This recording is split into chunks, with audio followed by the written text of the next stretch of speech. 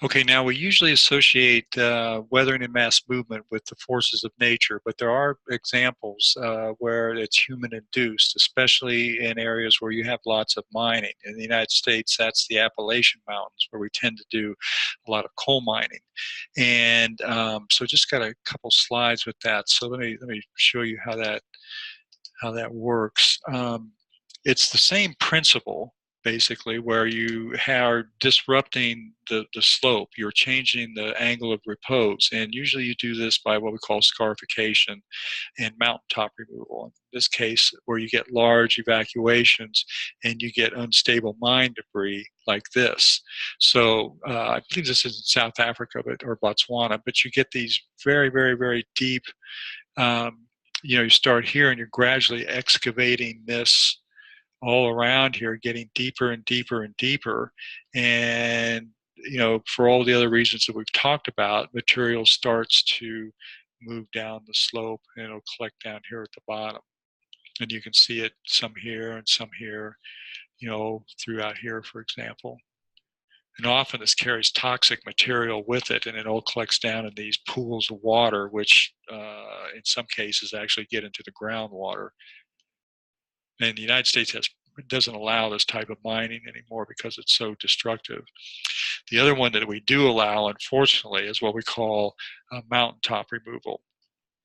And this is done especially in coal mining areas. Instead of digging, often horizontally into the mountains or vertically, then horizontally to get to the veins of coal, which can be very dangerous and is very expensive. Mine companies have figured out, what is just cheaper, just to take the top off the mountain and expose the coal veins, and then we can just get it out that way. It's much more efficient for the mining companies, but it's incredibly destructive to the environment.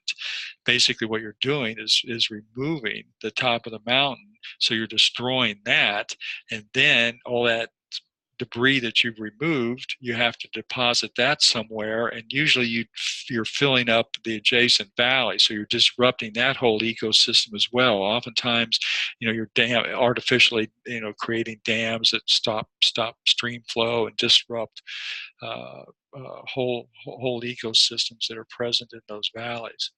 You can see here, over here in the Appalachians, over in Kentucky and West Virginia, where this is going on. And you can Google it, or it's interesting to go and watch YouTube videos of it and see how the process works over time. It's pretty interesting, but again, highly, highly destructive. Okay, so that's it for this. Again, keep in mind the different types of mass movement, physical and chemical weathering. Those are all terms that are going to show up on your test.